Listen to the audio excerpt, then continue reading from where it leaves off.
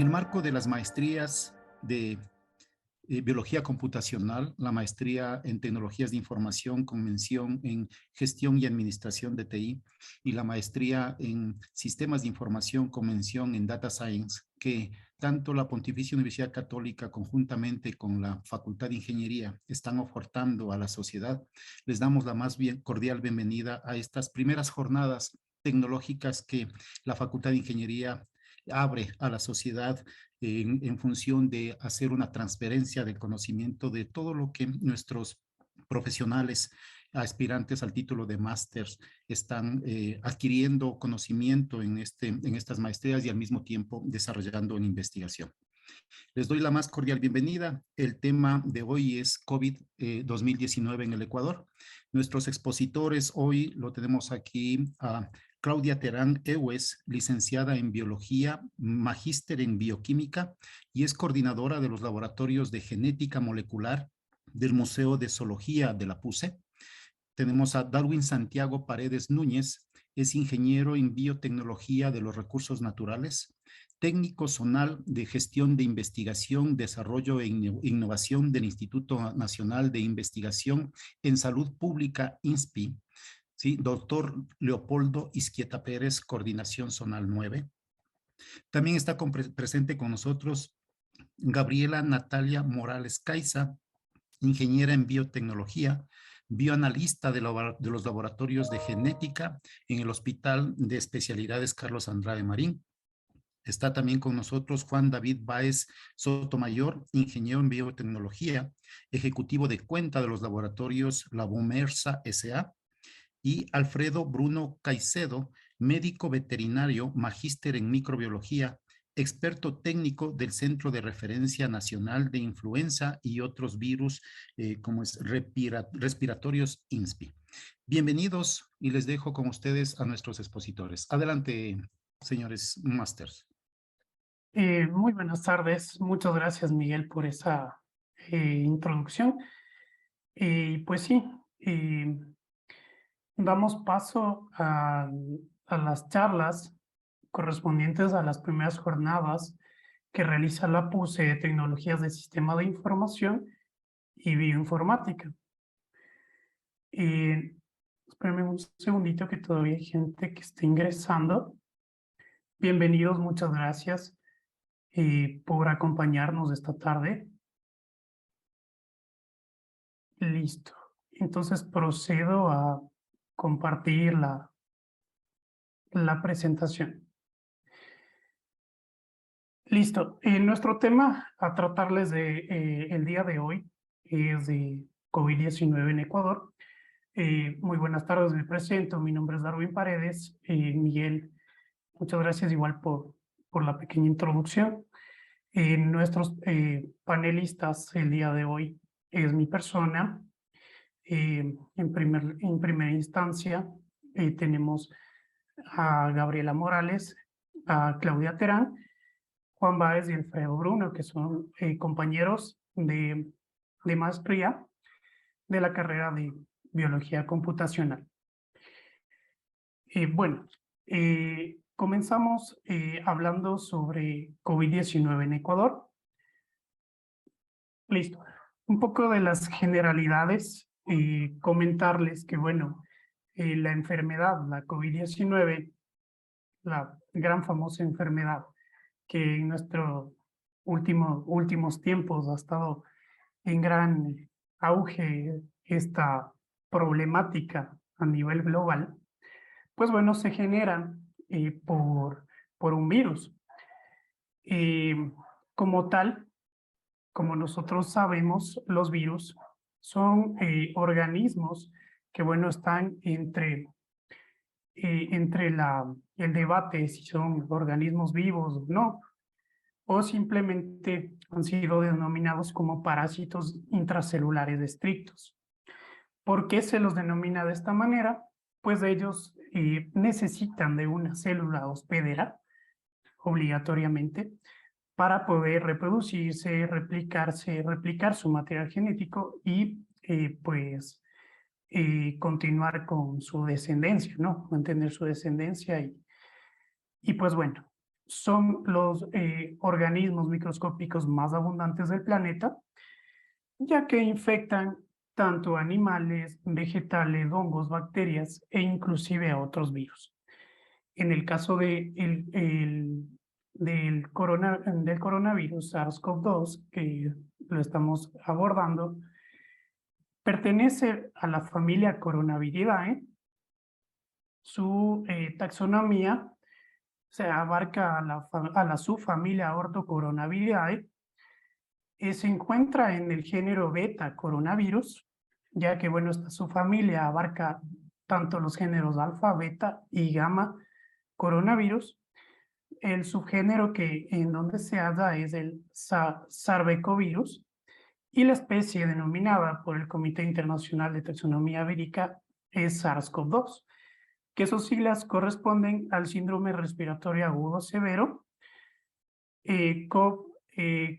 coronavirus y 2, puesto que esta es la segunda variante. Ya habíamos, el mundo había experimentado ya en otras instancias del SARS-CoV-1, y pues bueno, ahorita estamos tratando con este virus. Como características generales, tiene un ARN, el material genético corresponde a un ARN y corresponde a un virus encapsulado, pues además de la cápside presenta una bicapa lipídica, que esta también es otra consideración para poderlos clasificar, pues los virus también se clasifican como envueltos y no envueltos. Su ARN es de polaridad positiva, tiene un tamaño aproximado de 120 a 160 nanómetros. Ustedes pueden visualizar en esta parte la primera imagen. Aquí tenemos una fotografía de microscopio electrónico, donde vemos claramente que el virus es un virus envuelto. Y obviamente estas estructuras que sobresalen son las proteínas, y pues tiene la forma típica de una corona, ¿no? De allí su nombre. La longitud de su genoma es de 30.000 nucleótidos, perdón, y es altamente diverso, puesto que presenta muchas mutaciones, y bueno, abordaremos más adelante el tema de las variantes y cómo han ido cómo han ido desplazando a otras en nuestro territorio. Listo. En la parte de la derecha podemos observar la estructura externa y la estructura interna de este virus. Tenemos las proteínas más importantes, que es la S, que es la proteína Spike, implicada en el ingreso de este virus a las células. Como les había mencionado, este virus, si no está dentro de la célula, no infecta una célula, él no puede replicarse, no puede reproducirse. La proteína E, que está involucrada en la envoltura y en el ensamblaje del virus, como les había mencionado, es un virus envuelto. Tenemos, otras estructuras, membrana, como les había mencionado, bicapa lipídica. Tenemos otra proteína muy interesante, que es la proteína N, que está encargada de está encargada de producir la nucleocápside, que es la que va a ayudar a camuflar a este virus, a proteger su material genético, para que no pueda ser identificado por nuestras células o, por las células del organismo que infecten. Células del sistema inmune, las hace un poquito que se camuflen un poco más y puedan tener estos mecanismos de infección mucho más rápidos. El ARN, como les comento, tiene la información de todas estas estructuras para poder desarrollarse. Un poquito también les voy a hablar de los antecedentes, de cómo hemos estado viviendo esta problemática. Tenemos datos muy importantes y generales que, abarcan esta pandemia, que, ya todos conocemos todo lo que hemos pasado, que parecía un cuento de películas. Nos trasladamos a la realidad. Y pues bueno, comenzamos en el año 2019, es por ello que la nomenclatura del virus y de la enfermedad se denomina COVID-19, puesto que se reportan en primera instancia un grupo sospechoso de casos de síndrome respiratorio severo con etiología desconocida. Estos primeros casos se dan en la zona de Wuhan, específicamente en el mercado de Huanan Seafood Wholesale Market, que bueno, se lo denomina mercado mojado, puesto que em, en este lugar se faenaban y se comercializaban animales silvestres y pues las personas consumidores y trabajadores tenían contacto directo con los animales que se faenaban allí. Y pues bueno, el 31 de diciembre del 2019 se presentan los primeros casos. Como les digo, no se conocía el origen. Y pues bueno, ya para el 2020 el CDC de China reporta como nuevo coronavirus que era el causante de este brote. Para el 30 de enero, el director general de la OMS ya anuncia la emergencia de salud pública para poner en alerta internacional. Bueno, como dato referente en nuestro país, el 30 de enero del 2020, en Ecuador, precisamente el Centro de Referencia Nacional de Influenza y otros virus respiratorios del INSPI, pues bueno, se conmemora este fue nuestro país el primero en Sudamérica en implementar la técnica para la detección de este nuevo virus, de este nuevo agente. Un dato importante también, el 28 de febrero del 2020, perdón, es diagnosticado el primer caso de la enfermedad respiratoria y pues bueno, es anunciado al día siguiente. Como ustedes bien saben, se trataba de la paciente cero, una paciente de aproximadamente 70 años con enfermedades preexistentes, ¿ya? Y pues bueno, que procedía de España. Para el 28 de febrero, bueno, la misma fecha, Ecuador es el segundo país en Sudamérica en notificar de manera internacional la introducción del virus en la región. Ya nos preocupaba un poquito más las circunstancias y cómo iba evolucionando. Para el siguiente mes, el 11 de marzo, el director general de la OMS declara la pandemia. Oficialmente se declara la pandemia de COVID-19. La misma fecha, Ecuador declara el estado de emergencia sanitaria en el Sistema Nacional de Salud para así enfrentar a esta nueva enfermedad. Y pues bueno, las medidas se aplican a partir del 16 de marzo con el decreto presidencial número 1017, en donde el presidente declara el estado de excepción por calamidad pública en todo el territorio nacional. Entonces, estos fueron los datos que bueno, generalmente nosotros tuvimos que pasar y responder para, pues bueno, más adelante comentarles cómo está la situación actualmente en el país con la vacunación, con las variantes y pues bueno, todos los métodos de detección, también de prevención contra esta enfermedad. A continuación va a intervenir mi compañera. Doy paso a Gabriela Morales, que es la que les va a explicar cómo el virus se replica dentro de las células hospederas y bueno, los mecanismos que tienen toda la cascada de reacciones que tiene que pasar para que el virus se pueda reproducir. Muchas gracias por su atención. Buenas tardes con todos. Bueno, les voy a explicar a continuación cómo son los mecanismos patogénicos de la infección. Como vemos, el coronavirus ya les explicó Santi más o menos la estructura cómo es.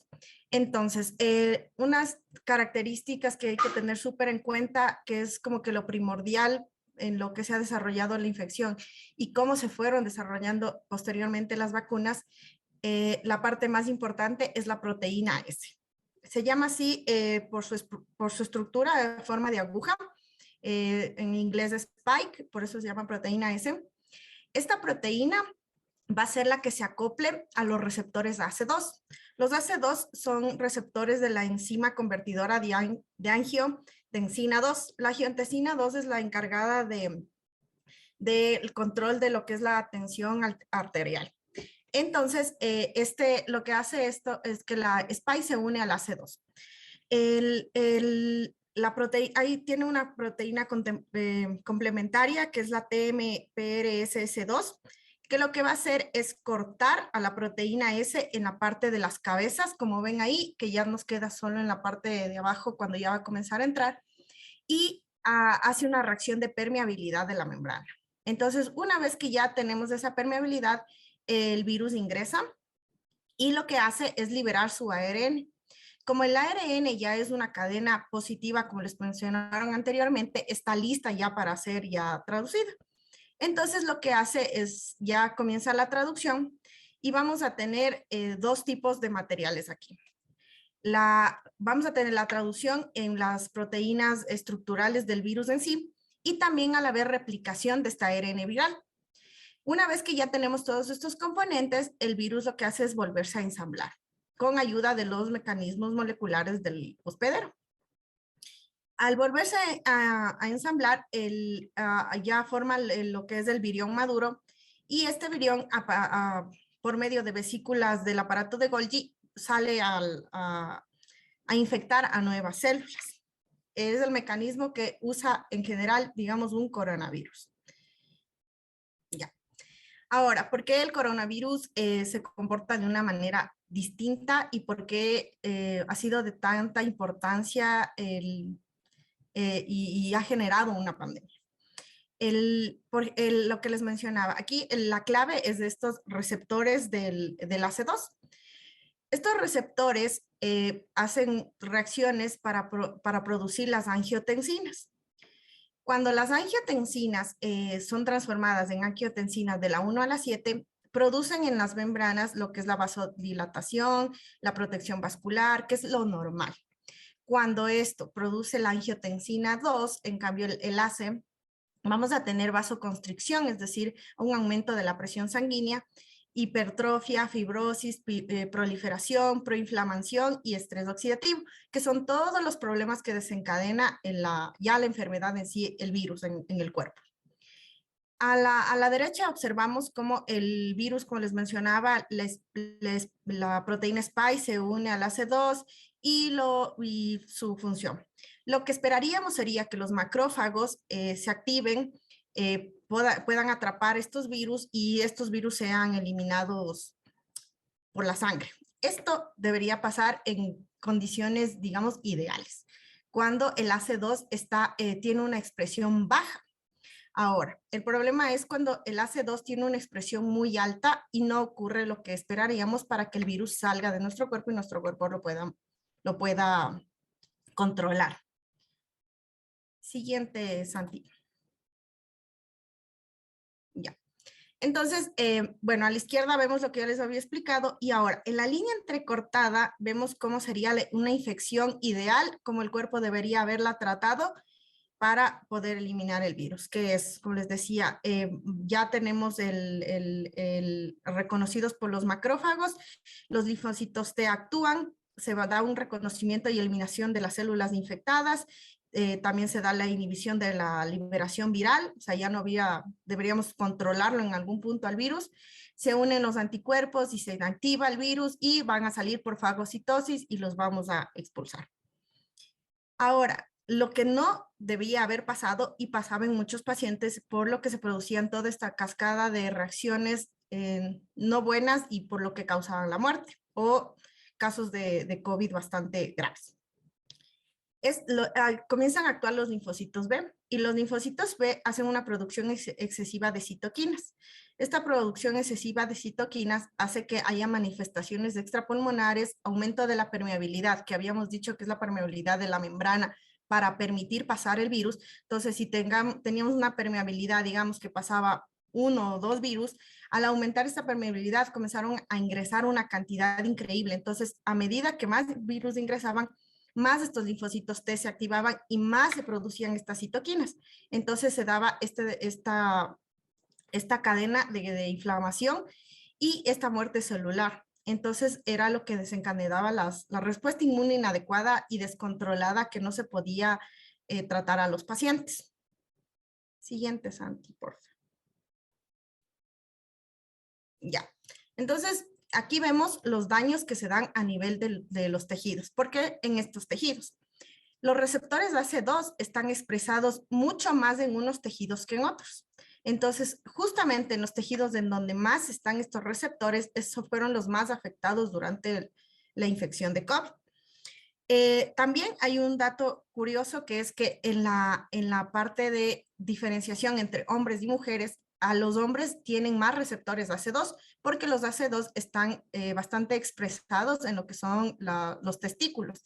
Entonces, cuando se habla de estadísticas, se ve que la infección era, digamos, más común en hombres que en mujeres por este incremento del AC2. Y también la parte, obviamente, de la gravedad de la enfermedad, eran más susceptibles los hombres que las mujeres. Ahora vemos los tejidos que fueron bastante afectados. Como primer punto, obviamente los pulmones, como vemos aquí, se hacían edemas, se formaba lo que era la formación de membranas ilianas que dan lo de la dificultad respiratoria. Se hacen infiltraciones, inflamaciones, se hacen fibrosis y todos los problemas pulmonares que generaban y que también tiene la gente que ha tenido post-COVID, estos daños que se quedaron permanentes. También en lo que respecta al corazón, riñones, en el cerebro, hay muchos casos ya reportados de daño cerebral, personas que después tenían derrames también por el COVID, a nivel de páncreas, a nivel del hígado y también en los tejidos musculares porque hacía microfibras de necrosis y también les producía atrofia muscular. Mucha de esta gente ha tenido que hacer rehabilitación para poder recuperarse del COVID y los que lograron sobrevivir. Y lo que les decía, lo del AC2, que es el principal controlador de lo que es la presión sanguínea, entonces teníamos problemas en lo que es los venas y arterias. Entonces se incrementaba la permeabilidad. Al incrementarse la permeabilidad, aumentaba la presión. También se activaban los mecanismos de coagulación. Y también teníamos que se producían perturbaciones en la microcirculación. De esta manera, el virus no afectó solamente a la parte respiratoria, como se esperaba que se decía es un virus respiratorio, sino a los demás mecanismos. Basados en la comprensión de este mecanismo molecular de cómo se infecta el virus, se comenzaron a desarrollar ya las siguientes, digamos, las soluciones. Se trató de como que inhibir ciertas funciones, ciertas partes de las cascadas para que puedan controlarse el virus. Por eso se usaba que el Remdesivir y todos esos medicamentos, esperando controlar estas partes inflamatorias, controlar todo esto, pero no fue tan efectivo hasta cuando llegaron las vacunas. En su mayoría las vacunas están potenciadas, digamos, están visualizadas para actuar sobre la proteína S. Entonces, por eso decía que esta proteína es la fundamental, porque de hecho si la proteína S no se uniera al receptor ACE, el virus no ingresaría a nuestras células. Entonces, lo que hacen la gran mayoría de vacunas fue, por ejemplo, Pfizer, es hacer que su ARN produzca la proteína Spike y esta sea reconocida y de esta manera generar inmunidad. Entonces, la proteína S, digamos, es la clave de lo que ha sido el control de pandemia para el COVID. Siguiente, Santi, por favor. Ya, entonces, como les mencionaba, la parte ya, lo que es genética del COVID, el COVID es un ARN monocatenario de polaridad positiva.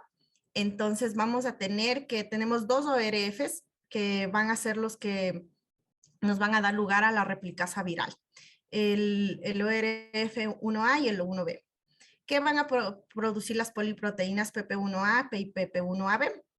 Y en la parte derecha vamos a tener los genes de las 4 proteínas estructurales que les había mencionado Santi, que son la S, la M, la E y la N, que las vemos en verde oscuro. Y las proteínas accesorias que forman parte del encapsulamiento que están en azul.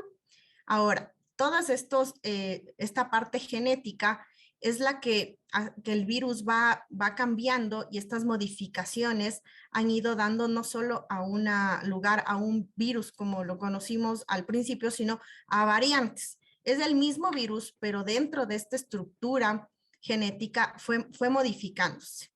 Y a continuación, Claudia les va a explicar estas modificaciones y cómo estas variantes fueron ya apoderándose, digamos, de la población y ingresando, y algunas permanecieron y otras fueron tal vez saliendo y siendo desplazadas.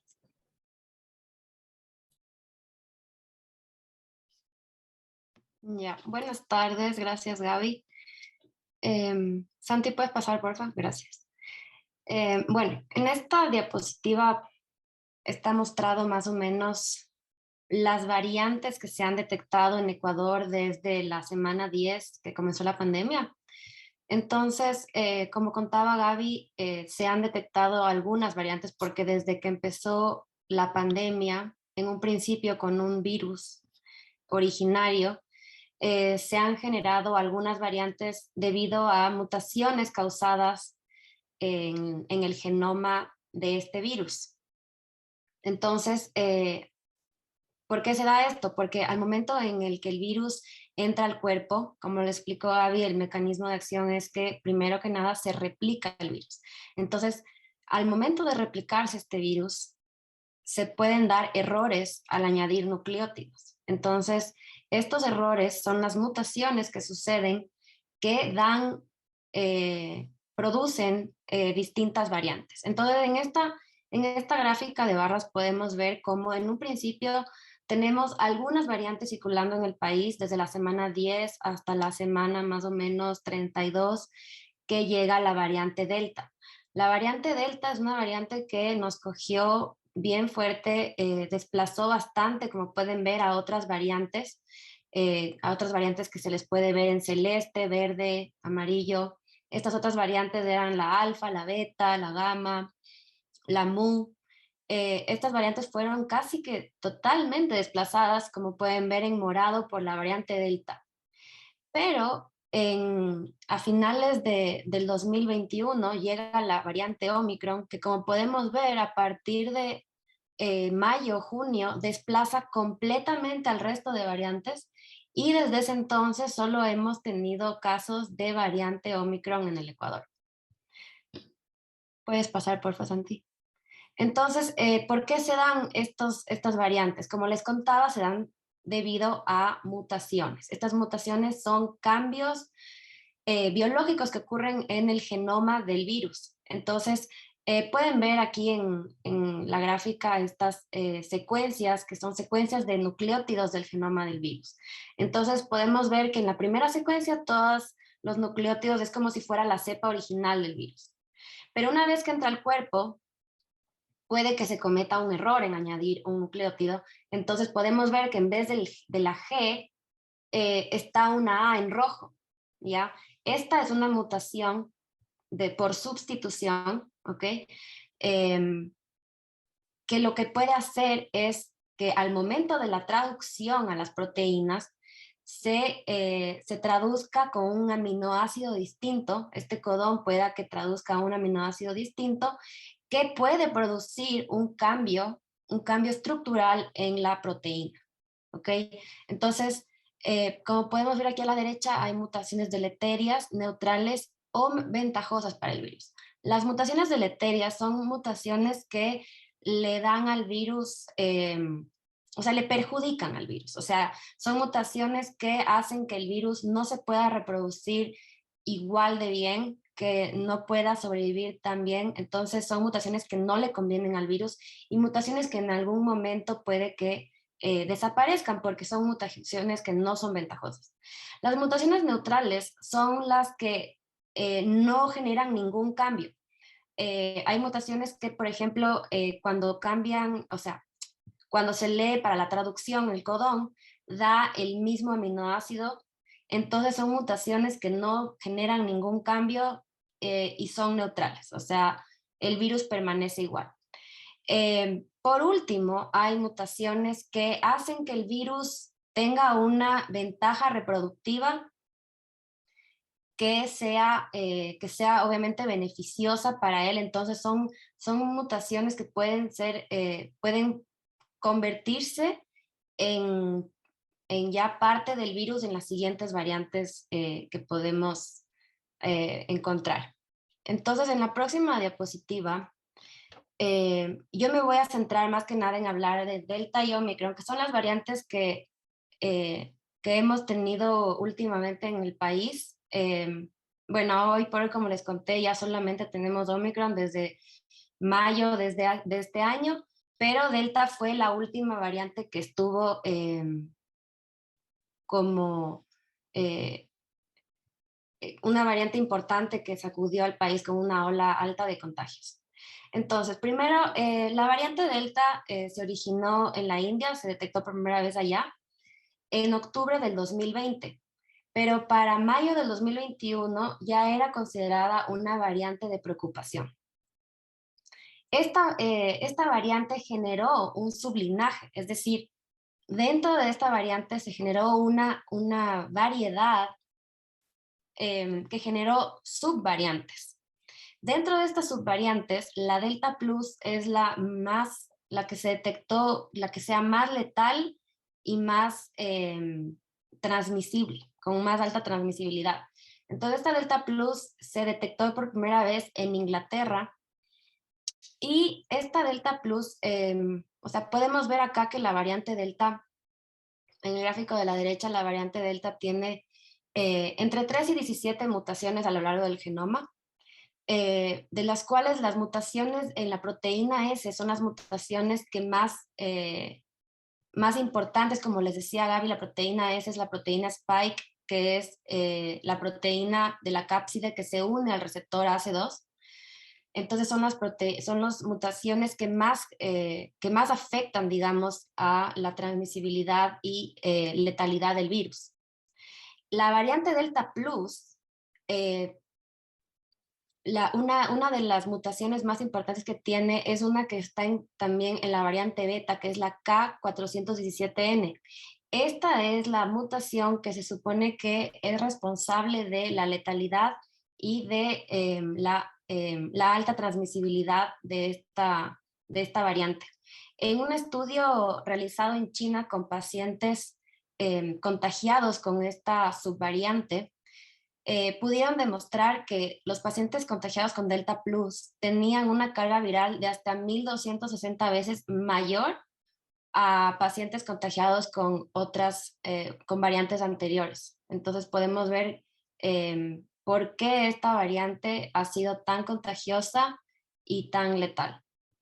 Por otro lado, la variante Omicron, que es la variante que circula hoy en día en el país, tiene un origen desconocido, ya que al momento en que se detectó en algunos países al mismo tiempo, y esto sucedió en noviembre del 2021, del año pasado. Y pocos días después ya fue considerado como variante de preocupación, porque esta variante tiene más de 30 mutaciones a lo largo del genoma, de las cuales 15 están dentro de la proteína S. Tiene algunas mutaciones que vemos que se han penetrado en esta Omicron, quiere decir que son mutaciones que vienen ya de otras variantes y que Omicron ya las cogió como suyas porque son mutaciones ventajosas, como hablamos antes, son mutaciones que que le da una alta transmisibilidad. Pudimos ver en la gráfica anterior cómo Omicron desplazó completamente a Delta, pero también tiene variantes que la hacen menos letal. O sea, no variantes, perdón, mutaciones que la hacen menos letal que la Delta Plus, por ejemplo. ¿Podemos pasar por la siguiente? Entonces, ¿qué ha provocado estas mutaciones en los genomas del virus? En el caso de la variante Delta Plus, la mutación K417N fue la causante de que el virus tenga una mayor evasión al sistema inmune. Por eso, justamente, es que esta variante es tan letal. Por otro lado, tiene una mayor transmisibilidad y se encontró en estudios que tiene una mayor afinidad a las células epiteliales de los pulmones. Como les explicó antes Gaby, la proteína Spike se adhiere al receptor AC2 de las células, de algunas células, y las de los pulmones, al parecer, esta proteína Spike tiene una mayor afinidad. Entonces, por eso esta variante causaba una neumonía mucho más grave. Por otro lado, la variante Omicron, al tener tantas mutaciones en la proteína S, ha causado que la proteína S, o sea, la secuencia de la proteína S ya es totalmente reorganizada por la cantidad de mutaciones. Entonces, todas estas mutaciones ha causado que tenga una mucho más alta transmisibilidad, que por ende ha desplazado completamente a la variante Delta y ha aumentado también las infecciones y reinfecciones por esta misma variante.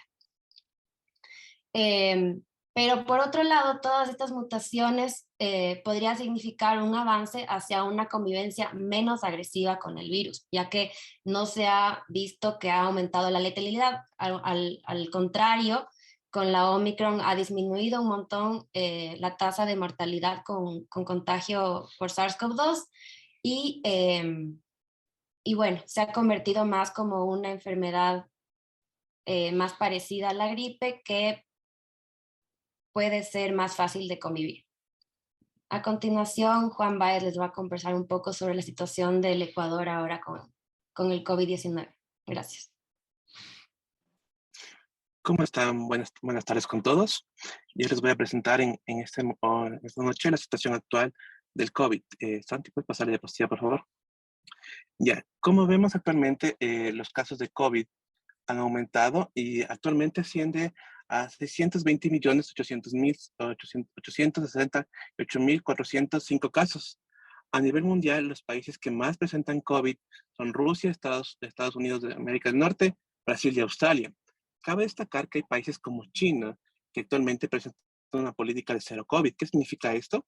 Que no permiten que ningún viajero que tenga síntomas de COVID o que esté en el país ingrese o que tenga en ese país sin una cuarentena mínima de 15 días, lo cual, según muchas entidades, actualmente es una pérdida de ganancias para China y es una política demasiado estricta que ya no puede ser sostenida, debido a que muchas ciudades a nivel mundial ya no lo permiten y es un gasto de dinero y pérdida de empleos para mucha gente. En la siguiente diapositiva podemos ver que en el Ecuador existe actualmente 1.600.577 casos reportados de COVID actualmente, según la OMS general, y existe un registro de 35.903 muertos a nivel de Ecuador durante toda la pandemia del COVID. Entonces, como ven, estos datos son actualizados hasta la fecha del 12 de octubre, entonces son datos bastante actuales y podemos ver una realidad de cómo el COVID ha ido avanzando en el país. En la siguiente diapositiva vamos a poder ver cómo el virus ha estado en el largo del tiempo. Como ven, los principales meses donde más se ha repuntado últimamente es en julio, junio y abril. No obstante, la mayor letalidad se detectó en octubre y julio de este año, del año anterior. Entonces, vamos como los casos han ido disminuyendo. Esto se debe a los efectos de la vacuna, el plan de vacunación que se ha hecho constantemente y que ya mencionaremos a continuación. En la siguiente diapositiva vamos a poder ver cuáles son las principales pruebas de detección para COVID. Actualmente existen dos que son principales. La PCR, la reacción cadena de la polimerasa, que se hace a través de un hisopado nasofaringeo. Se pueden entregar resultados de 12 a 48 horas es muy sensible, permite detectar cantidades mínimas del virus y el prueba de antígenos que se realiza en 15 minutos mediante hisopado nasofaríngeo o mediante hisopado bucal. No obstante, en sangre, que no es tan recomendado como son los anticuerpos, porque no todo el mundo genera anticuerpos después de haber sido infectado de COVID, entonces no es una prueba tan fiable como es antígenos o PCR, y la cuantificación en este caso, en caso de haber generado anticuerpos, que sería el ELISA, que se da en un periodo de 48 horas más o menos de toma de muestra y el análisis completamente. En la siguiente vamos a poder verificar cómo son las medidas de prevención para el COVID y por qué es importante tomarlas en consideración. La prevención es el distanciamiento social, sí. Actualmente muy poca gente ya lo practica. El uso de mascarilla es fundamental, debido a que si no se ha infectado con COVID y es asintomático, contagia a mayor cantidad de gente y el virus se dispersa de mayor manera. Una manera también, cuando uno estornuda, no es utilizar las manos para taparse, sino utilizar el codo, como se muestra en la imagen, para poder evitar que el virus se disperse. Actualmente, cuando uno estornuda, las bacterias salen alrededor de un parámetro de 7 metros a la redonda, entonces es sumamente amplio el rango de efecto que tiene. Lavarse las manos constantemente, si yo por error me topé la nariz, los ojos y estornudé las manos, si no me lavo las manos y saludo a alguien más, automáticamente puede estar transmitiendo el virus como tal y deshacerse las mascarillas adecuadamente, no es botarlas en cualquier lugar, sino en los tachos adecuados para poder ver cómo el virus no se dispersa. Estas son medidas que uno va tomando. De igual manera, el uso de mascarilla en lugares cerrados, en transportes públicos, en hospitales, en colegios, es fundamental. Si estamos en un espacio abierto como un parque, es menos probable que nos contagiemos debido a que hay una gran ventilación.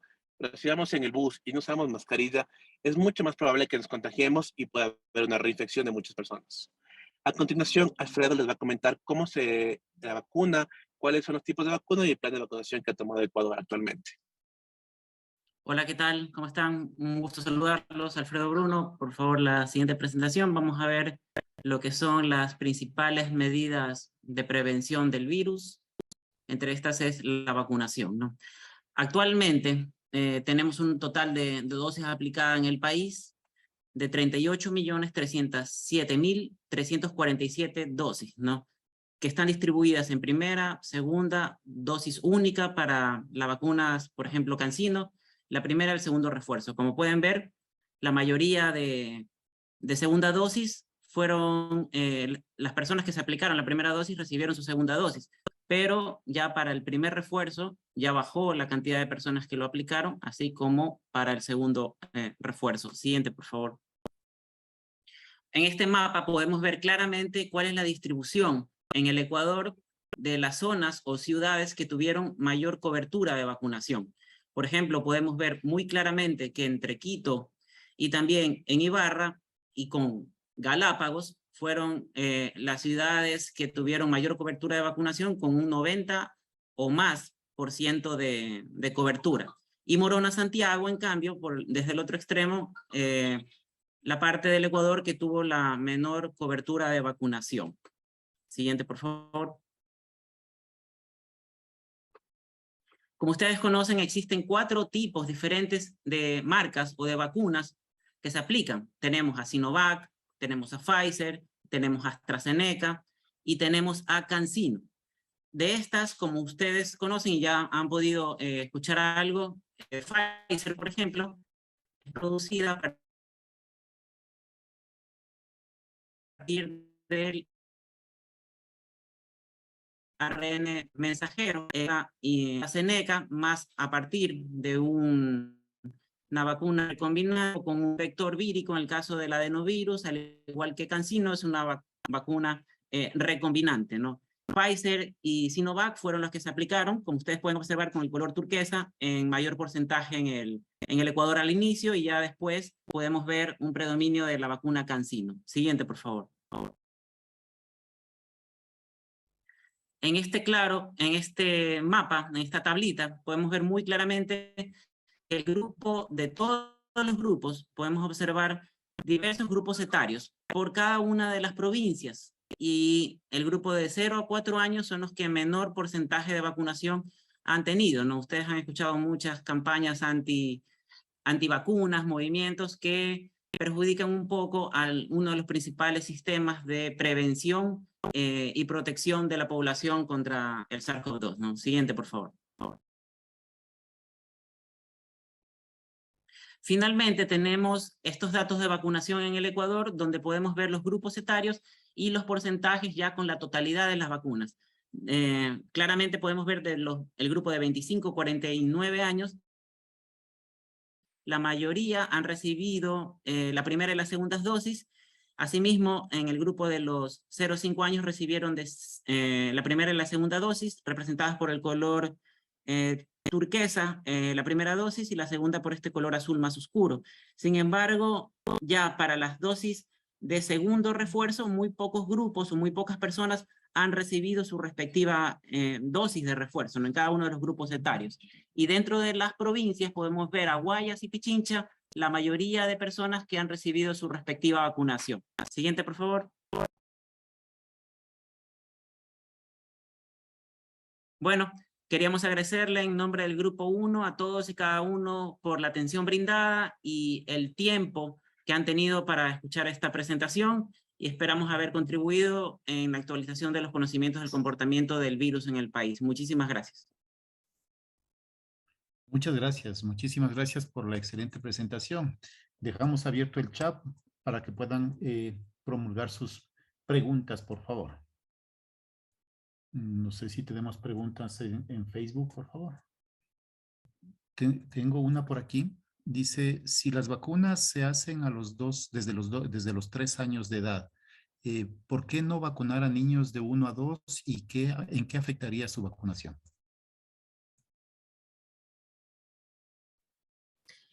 Buenas tardes. Bueno, como saben, para hacer las vacunas se hacen ensayos clínicos. Los ensayos clínicos se hacen por rangos de edades. Entonces, los ensayos que se han hecho han sido en los grupos etarios a partir de los 3 años, que ya están aprobadas para hacer. Ahora, los ensayos para niños menores de 3 años, hay que recordar que los niños de 0 a 2 años cumplen con un esquema de vacunación bastante, digamos, amplio, y que es, si no es cada 3 meses, es cada 6 meses. Entonces están siendo inmunizados de varias enfermedades constantemente hasta los 2 años. Entonces es un poco más complicado tal vez en esta parte del ensayo clínico, porque tendrían que ver algún tipo de interferencia, la efectividad, porque los niños están siendo ya vacunados de otro tipo de afecciones. Pero lo que respecta, igual como les mencionábamos, de los receptores AC. Los receptores AC en las edades tempranas no están muy desarrollados, por lo tanto los niños, como también recuerdan, fueron los menos afectados en lo que fue los inicios de la pandemia. Entonces, digamos que es un grupo no prioritario, pero que sí debe llegar la vacuna a ellos, pero no es primordial hacerlo ahora, ya que sí, también recordemos que las vacunas funcionan si se manejan en masa. Si estamos vacunados la mayoría de la población, e indirectamente los estamos protegiendo. Entonces, si vemos que el grupo etario de 0 a 2 años es pequeño y los desde 3 en adelante estamos ya vacunados, los estamos ya protegiendo indirectamente. Entonces, tal vez no hay la necesidad de ingresar a su esquema de vacunación esta vacuna, sino hasta los 3 años, cuando ya ellos también, su sistema inmune ya está también un poco más fuerte y podemos ya, digamos, garantizar que la vacuna va a ser segura para ellos. Correcto, muchísimas gracias. ¿Alguien más? ¿Alguna inquietud? Sí, Miguel, tenemos una pregunta en el chat de Cristian Guevara.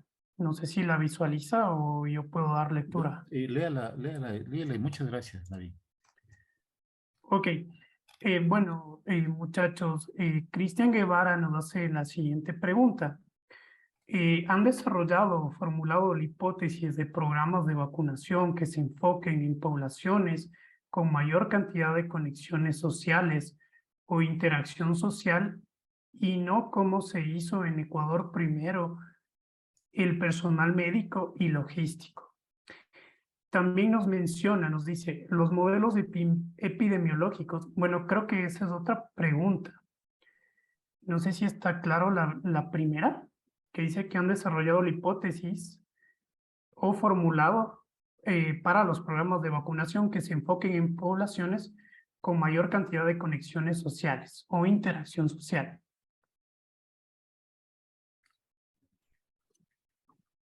Bueno, solo para complementar un poco una excelente pregunta. De hecho, cuando se realizan las estrategias de vacunación, ¿no? Evidentemente, se debe de iniciar con el personal de salud, ya que justamente este grupo es quien va a estar en contacto con las personas graves y por ende deben de estar protegidos para la vacuna, deben estar protegidos para el virus y el tratamiento, ¿no? Consideremos que muchas de las personas que van a los hospitales van en condiciones de salud que están muy probablemente a medida de complicarse. Por ende, no pueden estar sujetos a recibir una cantidad de infección mayor, ¿no? Después del personal de salud, se debe tratar justamente lo que usted menciona, ¿no? Grupos sociales, por ejemplo, los profesores también ingresaron dentro de las campañas de vacunación, también los adultos jóvenes es un grupo muy importante considerando las fiestas, reuniones que se hacían y de manera paralela no solamente centrarse en la vacuna, ¿no? Sino en las estrategias de promoción de la salud y otras medidas preventivas para evitar la diseminación del virus, ¿no?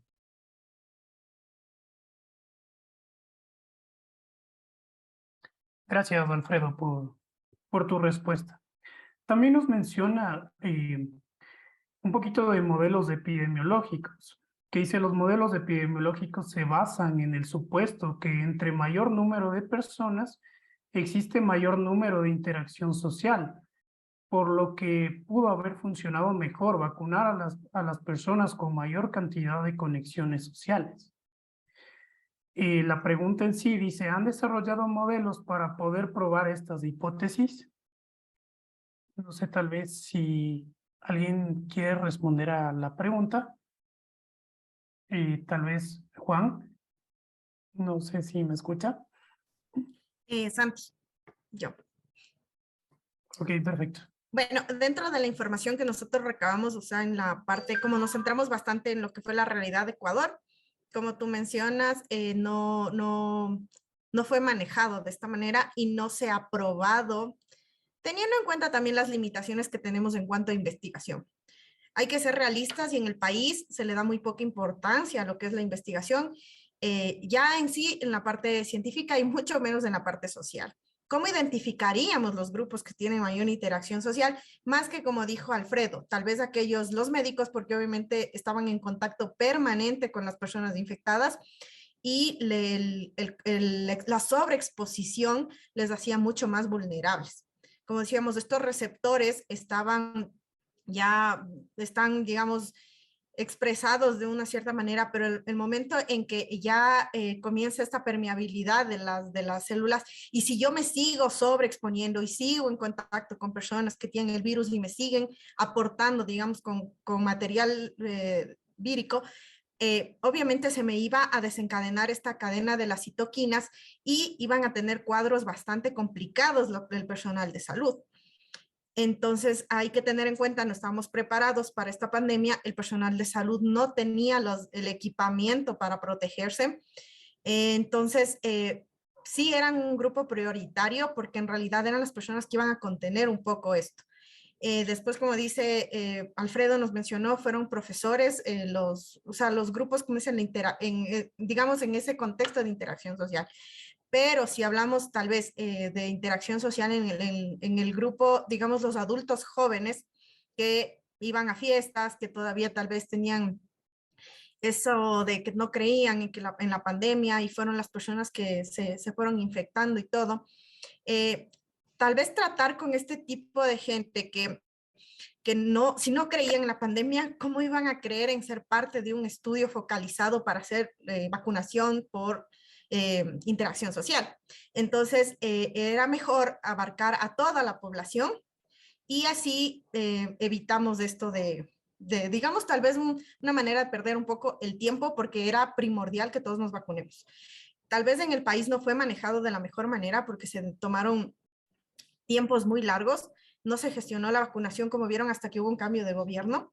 Entonces, y cuando se nota en los gráficos que les mostramos, que el rato que comienza la vacunación, el plan de vacunación del gobierno actual, es cuando bajan los índices ya de mortalidad. Porque de contagio no es que bajan, sino que muchos también ya vacunados presentan síntomas leves y ya mucha gente dice es una gripe, me duele la garganta o estoy con la alergia y ya no se hacen pruebas. Entonces también tenemos ahí gente positiva, pero no dentro de las estadísticas. Entonces hay que tener en cuenta este tipo de cosas porque estamos, o sea, si como dice, tal vez sería bueno analizarlo para una posible futura pandemia y analizar este tipo de contextos porque sí es importante en la parte social. Porque si nos damos cuenta también es la parte social la que afectó la pandemia. La parte social de que la gente no acató lo de no realizar reuniones. La parte también educacional, que la gente cuando no tiene el conocimiento de cómo funciona esto, no creen que esto es real. Por ejemplo, en la parte que les hablaba de los mecanismos moleculares, teníamos que digamos, dilucidar cómo funciona para saber por dónde atacar.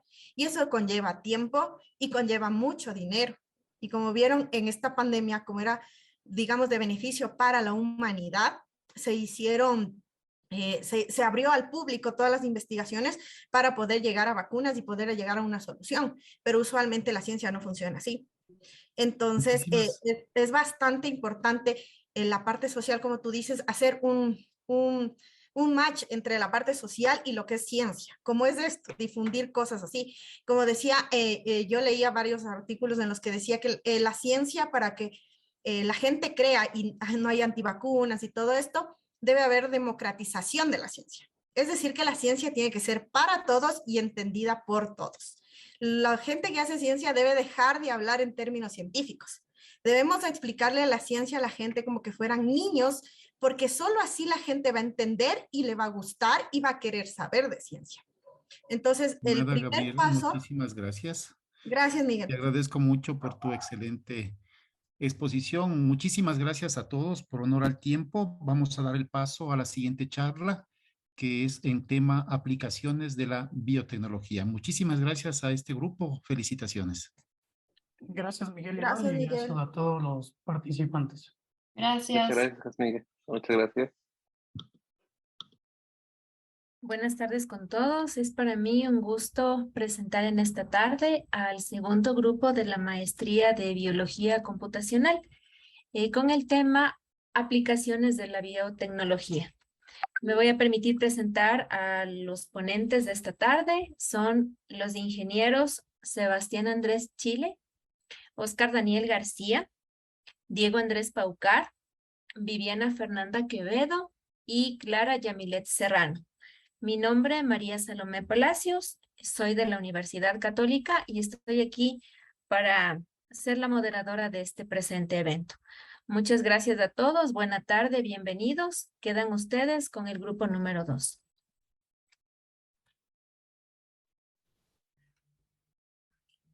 Muchísimas gracias, Salomé. Buenas tardes a todos los presentes. Gracias por participar esta tarde. Nosotros, el Grupo 2, vamos a hablar sobre los principios y aplicaciones de la biotecnología. Bueno, primeramente para poder hablar de la biotecnología, debemos relacionarla primeramente con bases generales de la biología molecular. ¿Por qué? Porque la biología molecular es una ciencia cuyo objetivo fundamental es la comprensión de todos aquellos procesos celulares que contribuyen a que la información genética se transfiera de unos individuos a otros y se exprese de manera correcta en los individuos. Este conocimiento de la biología molecular nos ha permitido cruzar las barreras normales y naturales, por decirlo así, y colocar genes de un individuo en otro llamado hospedero, por ejemplo, utilizando técnicas de ingeniería genética. Hoy en día, la construcción de organismos genéticamente modificados, bacterias, plantas, se basa en el uso de técnicas básicas y modernas de biología molecular. Entonces, ¿Por qué comenzar con la biología molecular? Porque el conocimiento de la estructura del ADN, de la estructura del ARN, de la secuencia de aminoácidos de las proteínas, los procesos de replicación, de transcripción, de traducción, procesos de modificación post-traduccionales para estas proteínas sintetizadas y la regulación genética han sido la base para la expresión de características o fenotipos particulares de cualquier organismo. Entonces, si hablamos de biología molecular, tenemos que comenzar también recordando a los ácidos nucleicos. ¿Qué son los ácidos nucleicos? Los ácidos nucleicos son macromoléculas de suma importancia biológica. Tenemos dos tipos de ácidos nucleicos, el ADN y el ARN. Todos los organismos vivos tienen ácidos nucleicos en forma de ADN y de ARN, a excepción de los virus que pueden tener ADN o ARN. En las células superiores tenemos que el ADN se encuentra en el núcleo integrando los cromosomas, pero también una pequeña cantidad se encuentra en el ADN mitocondrial, y si hablamos de célula vegetal, también tenemos que recordar el ADN de los cloroplastos. El ARN, en cambio, se encuentra tanto en el núcleo donde se forma y también en el citoplasma donde va a dirigir la correspondiente síntesis de proteínas. Si nosotros pensamos en los ácidos nucleicos, uno de los principales características biológicas de estas dos moléculas consisten en que el ADN es la fuente de la información genética. Toda la información genética de un individuo está contenida en la molécula de ADN, mientras que el ARN participa en la expresión de esta información genética mediante la síntesis de las correspondientes proteínas. Asimismo, debemos recordar que en 1953, Watson y Crick propusieron un modelo para la estructura del ADN. Armaron un rompecabezas de algunas piezas que estaban dadas anteriormente ya por otros investigadores.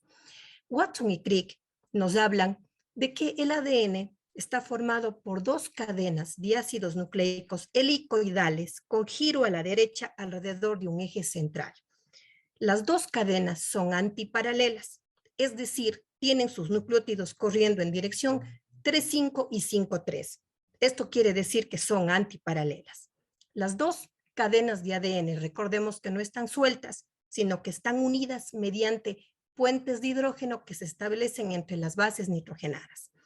El eje del ácido nucleico está formada por pentosas y fosfatos y las bases nitrogenadas estarían en el interior de esta doble hélice. Si nosotros comparamos al ADN con la molécula de ARN, tenemos que el ARN es bastante similar en su estructura, con algunas diferencias. El ADN es una molécula bicatenaria, mientras que el ARN es monocatenaria. La pentosa del ADN es la desoxirribosa, mientras que en el ARN, como ustedes recordarán, tenemos la ribosa. Igualmente, dentro de las bases nitrogenadas, ¿cuál es la diferencia? En el ARN tenemos el uracilo, mientras que en el ADN tenemos sobre todo la timina, que es una de las diferencias fundamentales entre la molécula de ARN y la de ADN, a más de la propiedad biológica que les comencé explicando inicialmente. ¿Cuál es la característica fundamental de este material genético? Brevemente podríamos recordar la replicación, el almacenaje de la información, la expresión de esa información y la variación por mutación. ¿Qué es esto de la replicación? Como recordaremos, al cabo de la división celular, las células hijas heredan la misma información genética contenida en la célula progenitora. Para ello, esta molécula de ADN debe duplicarse. Es decir, cada molécula de ADN va a dar origen a dos dobles hélices de ADN, ¿sí? Para ser repartida de manera equitativa entre las células hijas. Esta duplicación, gracias a la cual el ADN se propaga a las células hijas de generación en generación, recibe el nombre de replicación. Otra característica fundamental del material genético, como había mencionado, pues es la fuente de toda la información genética de los individuos. Pero lo importante es que esta información genética puede expresarse o no. ¿Y cómo se expresa? Los genes son los encargados de expresarse mediante la producción de proteínas que codifican los rasgos físicos, químicos y funcionales de los individuos. Y por último, no debemos olvidar de la variación por mutación, que ha sido fundamental, entre otras cosas, para los procesos básicos de la evolución. Asimismo, al hablar de ADN, hablamos de las unidades funcionales fundamentales que forman el ADN, que son los genes. Los genes podrían ser definidos desde distintos puntos de vista. La biología celular, que lo estudia desde el punto de vista molecular, define a un gen como una secuencia de ADN cromosómico que contiene la información requerida para fabricar un ARNM y en la mayoría de los casos una proteína. Los genes ocupan un lugar específico del cromosoma denominado el locus. Existen alrededor de 20.000 genes distribuidos en los 46 cromosomas humanos. Asimismo, si nosotros hablamos que en el núcleo se encuentra la información genética en la molécula de ADN, debemos también recordar que en el citoplasma es en donde se va a dar la síntesis de proteínas. O sea, tiene que haber una transferencia de información genética del núcleo al citoplasma. Y esta transferencia de información es un proceso complejo que implica la participación de una molécula intermediaria que es el ARN mensajero.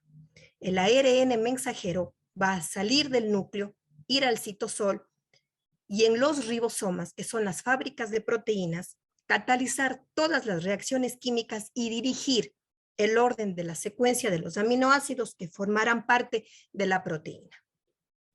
¿A qué nos referimos entonces?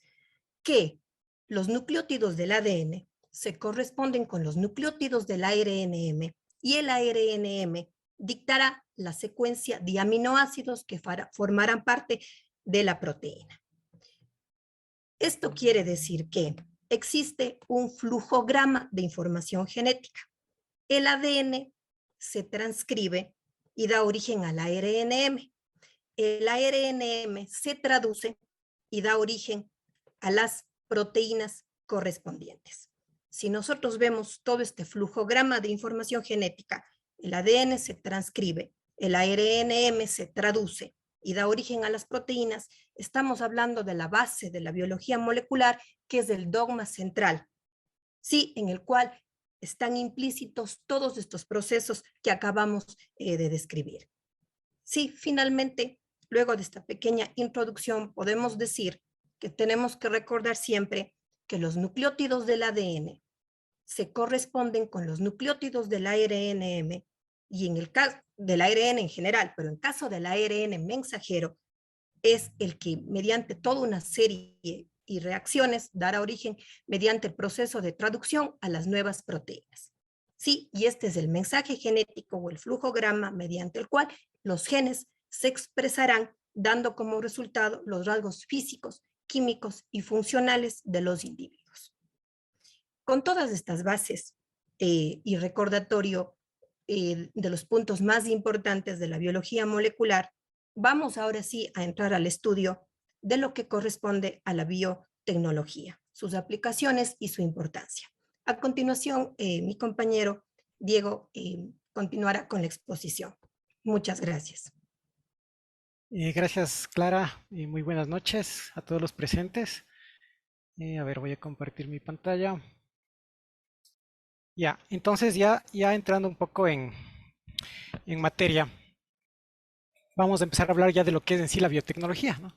Entonces, la biotecnología como concepto fue primera vez nombrada por Carl Eckery en 1919. Él lo que mencionó es que la biotecnología son todas aquellas metodologías de trabajo mediante las cuales uno puede tomar organismos vivos como materia prima para convertirlos en productos útiles. Él era un ingeniero agrónomo húngaro, entonces él tenía todo un sistema para maximizar la producción era una granja de cerdos para producción de carne, de grasa, etcétera. Entonces básicamente industrializó la metodología a gran escala. Ya hablando un poco más modernamente, ya tomando en cuenta lo que es la ciencia, es fácil un poco suponer, ¿no?, de dónde viene la palabra biotecnología. Es la fusión de biología con tecnología. Y en realidad no solo es la biología, ¿no? Si ustedes ven aquí, la biotecnología es una disciplina realmente que abarca muchas otras áreas, muchas otras ciencias, tales como la bioquímica, ¿no?, la biología molecular, la química pura, la biología que abarca igual muchas otras ramas como la botánica, la zoología, la ecología, la biología celular, el estudio en sí de las células, la genética, ¿no?, lo que les mencionó mi compañera Clara de el ADN, los residuos nucleicos, la herencia, todo lo que es inmunología, cómo responde el organismo a los patógenos, a las enfermedades, microbiología, que es ya en sí el estudio de los microbios, ¿no?, de los virus, bacterias, hongos, etcétera. Entonces, como ven, realmente uno puede acercarse a la biotecnología desde cualquiera de estas áreas. No es que uno, para ser biotecnólogo, va a ser un experto en todo esto, ¿no? Uno puede, desde su rincón de especialidad, acercarse, y realmente los equipos de biotecnología son equipos multidisciplinarios. Aquí tampoco está mencionado, pero algo que ahora está muy en boga y muy en desarrollo también es lo que es la bioinformática, ¿no? Todo lo que es las ciencias computacionales ahora son un apoyo para todo tipo de disciplinas, y incluido la biotecnología. Entonces, como hay tantas áreas a las que se puede aplicar la biotecnología, se ha hecho una clasificación basada en colores, que podemos ver aquí un resumen. Esto es una categoría bastante aceptada. Incluye también algunas categorías adicionales un poco más recientes, pero por ejemplo vamos a ver brevemente cuáles son, ¿no? Por ejemplo, la biotecnología roja se refiere a todos los ámbitos de aplicación que tienen que ver con salud y medicina, como terapias génicas, desarrollo de nuevos medicamentos a través de microorganismos. La rosada está un poco relacionada a la roja, pero tiene más que ver con cosas que no son tanto de medicina, sino un poco de ocio o de bienestar, como por ejemplo hay probióticos antirresaca, ¿no? Ahí te tomas una pastillita que viene con unas bacterias que te metabolizan el alcohol, entonces te ahorras el chuchaqui. Cosas como por ejemplo un poco más de entretenimiento, como hacer peces luminiscentes, ¿no? Tener ahí como mascota en tu acuario unos peces que brillan en la oscuridad, porque le has metido genes de bacterias o de otros organismos que son luminiscentes. La biotecnología verde, en cambio, tiene que ver con todo lo que son cultivos y agricultura, ¿no? El desarrollo de plantas, de cultivos que sean resistentes a plagas, por ejemplo. Aquí también está todo esto que tiene que ver con los transgénicos. La biotecnología blanca, que tiene que ver con todo lo que es la industria y manufactura. Por ejemplo, biopolímeros, crear materiales a partir de compuestos orgánicos, como son estos bioplásticos, que son compuestos que simulan a los plásticos, pero que son biodegradables, o los biocombustibles, ¿no? Hay microorganismos que pueden producir sustancias que son utilizadas como combustibles. La biotecnología gris, en cambio, tiene que ver con todo lo que es el cuidado y la mejora del medio ambiente. Aquí, por ejemplo, estamos hablando de lo que es bioremediación y fitorremediación, que es el uso de microbios, de microorganismos o de plantas para metabolizar compuestos contaminantes que estén, por ejemplo, en el suelo, algún derrames de petróleo, derrames de químicos, de otras sustancias que son nocivas para el ambiente. La biotecnología amarilla tiene que ver con lo que es la industria de alimentos, ¿no? Por ejemplo, producción de cerveza, la fabricación de la leche deslactosada, por ejemplo, es un ejemplo claro de biotecnología de alimentos. La biotecnología marrón, en cambio, tiene que ver, está un poco relacionada a la verde, pero esta se especializa en áreas desérticas y zonas áridas, ¿no? Por ejemplo, y no tiene que ver tanto con desaparecer estas áreas, sino así como explotarlas. O sea, crear, por ejemplo, plantas que puedan crecer y desarrollarse bien en estos entornos. La biotecnología azul, que tiene que ver con todo lo que son ambientes acuáticos y marinos. Aquí, por ejemplo, está bastante metido lo que son los peces, ¿no? Crear peces genéticamente modificados también para piscicultura, o tratamiento de aguas residuales, limpieza de los cuerpos de agua. La biotecnología dorada, que tiene que ver con toda la parte que le mencionaba de computación y bioinformática, ¿no? Esto tiene que ver ya con la parte de software, desarrollo de herramientas para hacer los análisis que apoyan a las otras a los otros colores. La púrpura se refiere a las leyes y la ética, ¿no? Ustedes saben que con el manejo de microorganismos y animales, especialmente cuando estamos hablando ya de macro animales como vertebrados, ya entra bastante en juego esto de la ética, ¿no? De hasta qué punto es ético, es permitido, deberíamos hacer algo, ¿no? No simplemente por el hecho de que podamos hacer algo, significa que debemos hacerlo. Entonces, aquí entran todo lo que tiene que ver regulaciones de bioética. También está la parte de lo que son patentes o propiedad intelectual, ¿no? Que alguien patente un organismo igual que cualquier otro producto y que no puede utilizar otra empresa o otra persona.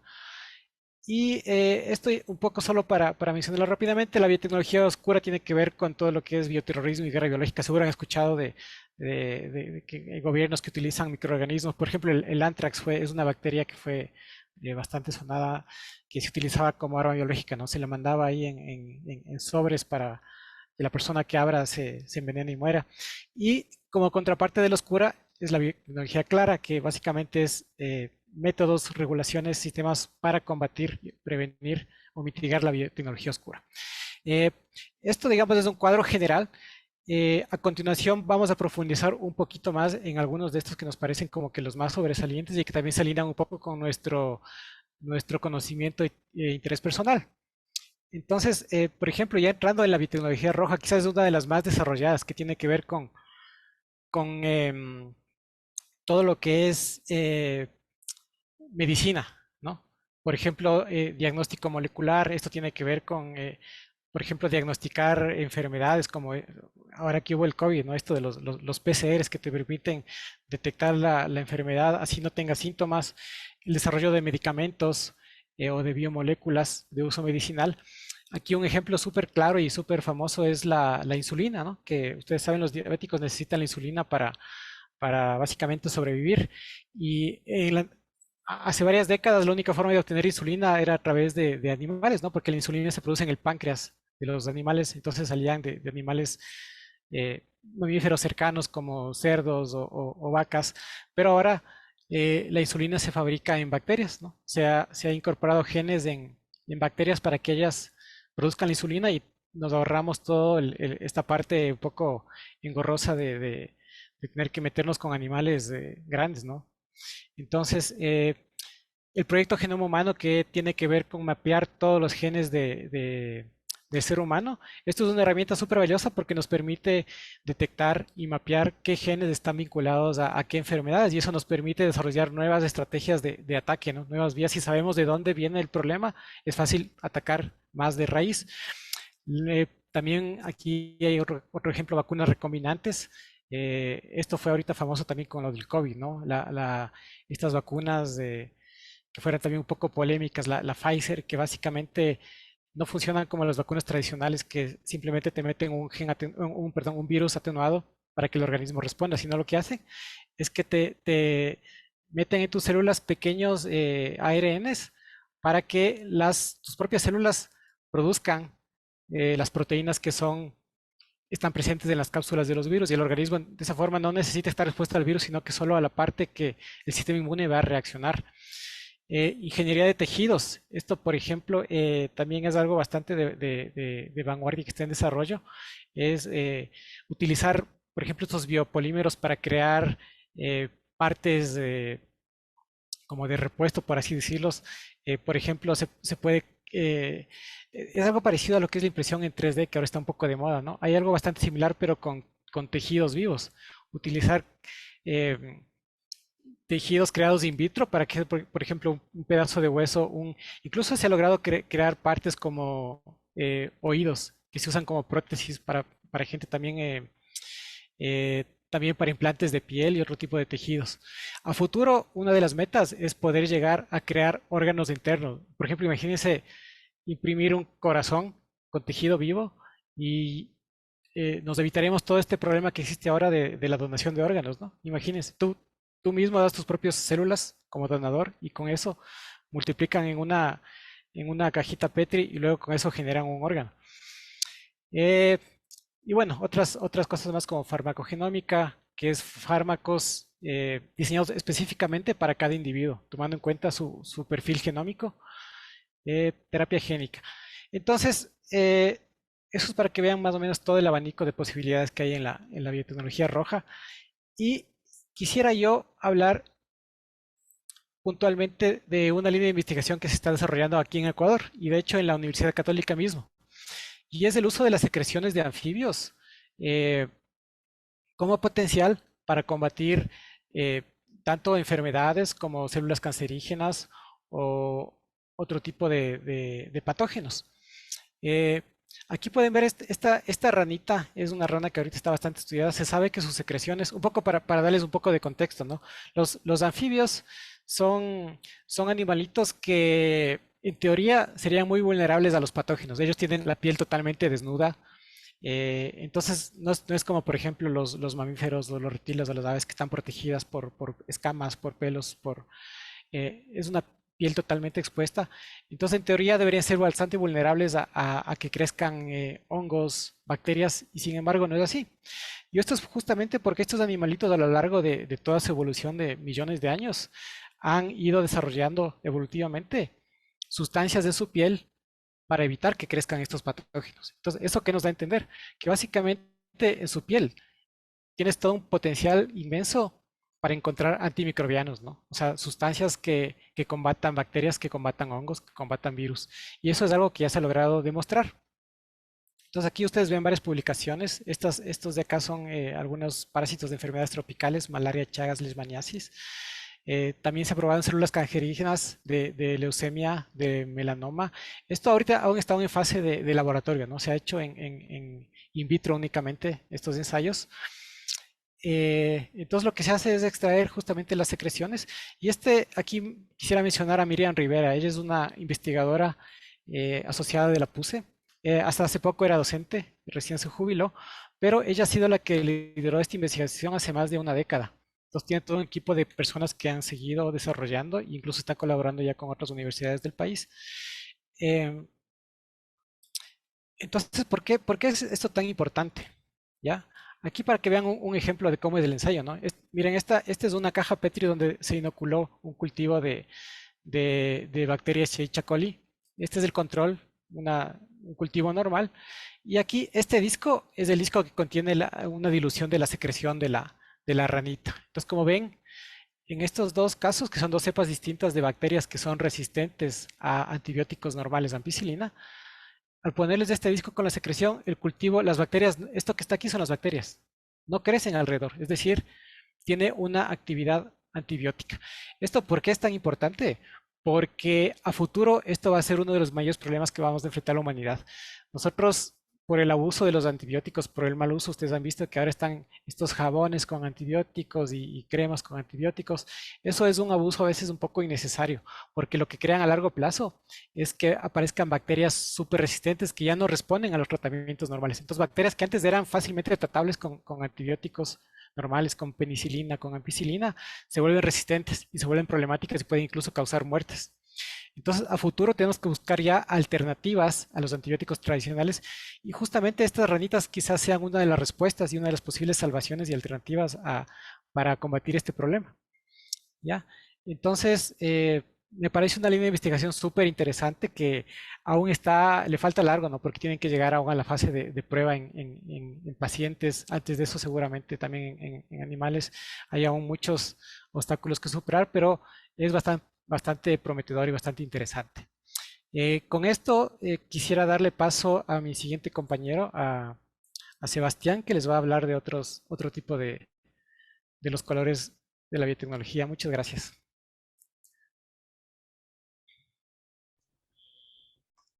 Muy buenas noches con todos. Gracias, Diego, por tu presentación. A ver. Voy a compartir pantalla. Yo les voy a hablar un poco acerca de la biotecnología amarilla para no, en honor al tiempo, no demorarme mucho. Como ya lo mencionó Diego, es la que se enfoca en la investigación y en desarrollo de nuevos alimentos, en mejorar su producción, en todo lo que tiene que ver igual con la resistencia a plagas y la inocuidad de los mismos, así como la calidad y el procesamiento. Entonces, de igual manera les voy a presentar un ejemplo que me pareció muy interesante. que es de un científico de igual manera de la PUCE, que se llama Javier Carvajal. Lo que hizo este científico fue que revivió prácticamente una levadura que utilizaban los frailes franciscanos en Quito, por allá en el año de 1566, para hacer una de las primeras cervezas a nivel de América Latina. Entonces, él lo que hizo fue coger una barrica donde fermentaban los frailes su cerveza, y de una astilla, pues logró encontrar una levadura momificada. Prácticamente lo que hizo fue resucitarla, algo así como una levadura zombie. Utilizó andamios celulares de otras levaduras, es decir, hizo una levadura transgénica.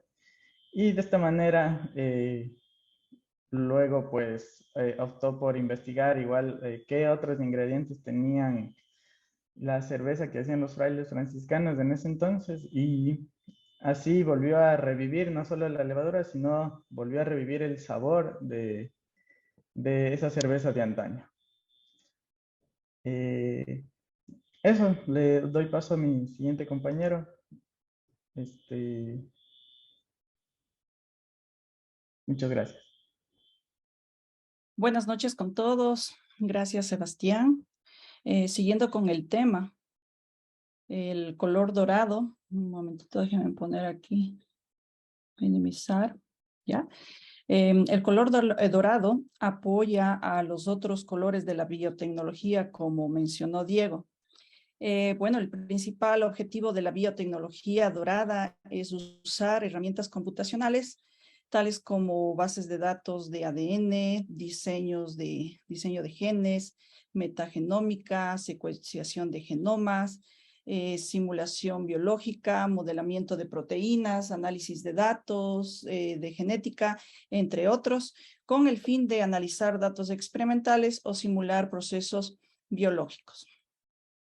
Bueno, la biotecnología dorada usa herramientas computacionales e información tecnológica para explicar el contenido, organización y evolución de los genomas de diferentes organismos, tales como los microorganismos, plantas y animales.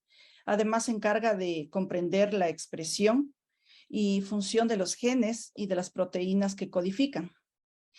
Los principales proyectos de la biotecnología dorada son, por ejemplo, bases de datos. En este campo trata del desarrollo de algoritmos y herramientas que permiten el acceso y manejo de bases de datos de ácidos nucleicos y de proteínas. Otro de los campos es la genómica, que el principal objetivo es analizar el genoma completo de los organismos anteriormente mencionados para descubrir, identificar y aislar genes. Con la información obtenida se puede determinar la estructura y función de las proteínas de cada organismo. Este campo de estudio ayuda a identificar marcos de lectura, identificar los intrones y los exones, determinar sitios de regulación, alineamientos de genes para determinar su homología. En el campo de la transcriptómica, en esta área de estudio determina los roles funcionales de los diferentes genes.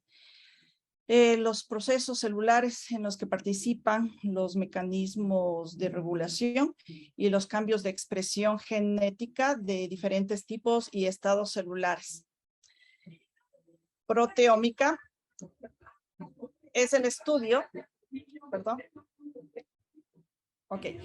En cuanto a la proteómica, es el estudio de todas las proteínas expresadas por un organismo. Por tal motivo, está implicada en la identificación de las estructuras y funciones de todas las proteínas de un proteoma. Con la información generada por esta área, es posible resolver los siguientes problemas. Un segundo, voy a... Oh, ya bajaron el volumen. Con la información generada por esta área es posible resolver los siguientes problemas: identificación de los dominios funcionales de las proteínas, alineamiento de proteínas para determinar su homología, determinar relaciones de secuencia de aminoácidos y su función, y determinar la conducta evolutiva de proteínas y generar árboles filogenéticos.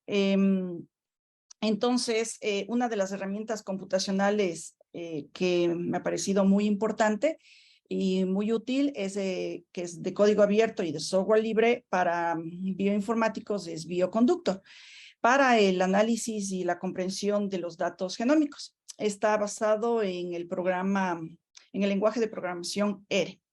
Entonces, si nosotros vemos en esta pantalla, tiene 4 módulos que corresponde a las 4 libertades de software libre: la libertad de ejecutar, la libertad de estudiar, la libertad de redistribuir y la libertad de distribuir. En cuanto a el primer módulo que tenemos, la instalación, trata de instalar versiones más recientes o versiones anteriores de Bioconductor y los pasos a seguir para la instalación: actualización de paquetes, solución a problemas de instalaciones de paquetes, entre otros. En el segundo módulo de la derecha nos permite aprender a través de cursos, de sitios de soportes, flujos de trabajos comunes, de videos, blogs de comunidades de bioconductores, etc. En el módulo de abajo, al lado izquierdo, nos permite usar paquetes de software, anotaciones y experimentos, libros sobre bioconductores, calendarios de eventos, etc. Y el último módulo de la derecha, el desarrollar para contribuir con la comunidad de Bioconductor, recursos para desarrolladores, pautas del paquete, envío de nuevo paquete, etcétera, ¿no? Aquí lo importante es usar los paquetes de software, de anotaciones y experimentos que pueden ser reutilizados para los proyectos en este campo, ¿no? Entonces, los tipos de paquetes que nosotros podemos encontrar en Bioconductor es de software, de anotaciones, de datos de experimentación y de flujo de trabajos. Entonces, en cuanto al de software, es el principal tipo de paquetes hechos por la comunidad, ¿no? En cuanto a las anotaciones, facilita la interactividad con la base de datos genómica. En cuanto a los datos de experimentación, típicamente relacionado a un artículo para distribuir datos para ejemplos, principalmente hechos por la comunidad, y flujos de trabajo, que muestra cómo usar varios paquetes de R y Bioconductor para un tipo de análisis en particular. Finalmente, cuando nosotros estamos buscando un paquete en Bioconductor, como les mencioné, hay varios tipos de paquetes. En el lado izquierdo podemos observar que hay un tipo de paquete software con 2140 paquetes, y dentro de esta categoría hay subcategorías, y también hay de anotaciones, de experimentos de datos y de flujo de trabajo. Y en el lado derecho nosotros tenemos una tabla en la que se indica cada uno de estos paquetes, el nombre del paquete, quién lo creó, quién lo mantiene actualizado, cuál es el título de este paquete y el ranking, ¿no? Mientras más alto es el número, es porque más usado es el paquete, ¿no? Entonces ahí vemos unos ejemplos. Por ejemplo, el primero permite el análisis empírico de datos de expresión génica digital en R. El segundo permite el análisis de expresión génica diferencial basado en distribución binomial negativo.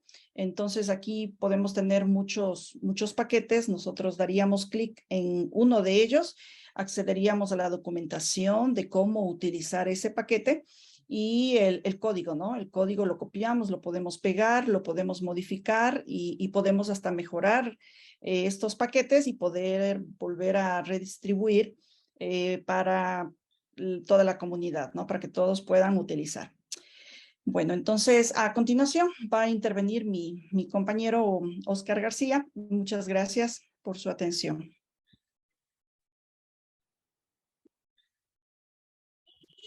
Muchas gracias, Viviana.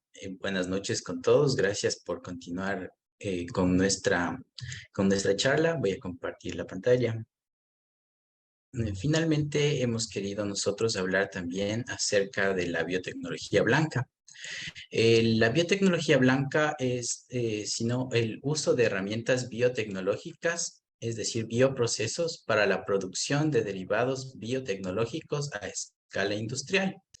Es decir, el tratar de maximizar tanto los procesos, aumentando nuestro beneficio económico, disminuyendo el impacto ambiental de nuestros productos y mejorando productos que tal vez ya estén preexistentemente en el mercado o en la naturaleza. El principal objetivo es diseñar y optimizar procesos industriales para realizar tratamientos de residuos, producción de biomateriales nuevos, producción de biocombustibles y también producción de metabolitos. Entre estas 4 categorías, las 2 principales a las que aboca la biotecnología industrial o biotecnología blanca es la producción de biocombustibles y la producción de metabolitos, en especial de enzimas. Estas 2 categorías, bueno, la producción de enzimas es muy interesante, ya que podemos hablar de una industria que mueve alrededor de 5.000 billones de dólares en el mundo. Está muy desarrollada, ya que se producen enzimas para diversas aplicaciones como la industria del cuero, producción de fármacos, en la medicina, en la limpieza, entre las más que podemos nombrar. Ya, vamos a hablar también de una experiencia de la biotecnología industrial en el Ecuador. El proyecto se llama Proyecto SilicoChem. Fue desarrollado por estos tres biotecnólogos, Aminael Sánchez, Brandon Jaramillo y Roger Romero. Estos 3 investigadores empezaron como un proyecto de tesis cuyo tema era la elaboración de omega 3 a partir de sustratos tales como la melaza de la caña de azúcar, los restos, también el suero de la leche. Estos metabolitos serían convertidos por una levadura modificada genéticamente en el proceso final, que sería el omega 3. En diciembre del 2020, ellos fundan SilicoChem, la empresa tal como es hasta ahora. Inician con un fondo de un capital de $193,000. El objetivo de ellos es producir 5 toneladas de omega 3 en un año, produciendo, bueno, beneficios económicos al país y aumentando igual el desarrollo tecnológico de nuestro país. Eso sería todo lo que podemos exponer. Agradecemos igual las preguntas que tengan para nosotros. Doy paso a las preguntas. Sí, muchas gracias, Oscar, por su intervención, y a todos también. Felicitaciones. Ha sido un tema bastante interesante. Vamos a dar paso para las preguntas de los participantes. ¿Es posible, por favor, levanten la mano o hacemos la pregunta por medio del chat? Vamos a tener 10 minutitos a lo mucho en honor al tiempo. Bueno, al parecer no tenemos preguntas. No sé si ustedes, quienes fueron los expositores, quisieran acotar algo más para poder cerrar el tema ya. Sí, buenas noches, Salomé. Quizás algo que se podría un poco también hacer hincapié es que esto de la biotecnología, si bien es un término que recién se está manejando hace relativamente poco. Realmente la biotecnología ha estado acompañando al hombre desde tiempos ancestrales, ¿no? O sea, desde el primer momento en que a alguien se le ocurrió hacer, creo que lo más antiguo que existe de biotecnología es la fabricación del queso, por ejemplo, ¿no? Que data de aproximadamente 7.000, 8.000 años. Igualmente la cerveza, ustedes saben que es milenaria. Entonces, aunque aún el hombre no tenía el conocimiento científico, no sabía las bases, no sabía que había microorganismos o enzimas o moléculas, pero un poco de manera empírica ya empezó a utilizar ciertas tecnologías que básicamente es lo que ahora conocemos como biotecnología, ¿no? Entonces realmente es una disciplina prácticamente ancestral, ¿no? Creo que eso es importante hacer hincapié. Simplemente que ahora disponemos de más conocimiento, de más bases y más tecnología. Muchísimas gracias por el aporte, Diego. De pronto, ¿alguien Claro. de los participantes quiere acotar algo? Bueno, muchísimas gracias a los asistentes. Pues este ha sido el tema del día de hoy. Hemos terminado con el grupo número 2, con el tema aplicaciones de la biotecnología. Les esperamos para el siguiente grupo Les esperamos para los siguientes grupos de webinars que vienen a partir del día de mañana a las 17 horas hasta las 19 horas. Muchísimas gracias a todos por la atención. Que tengan una buena noche.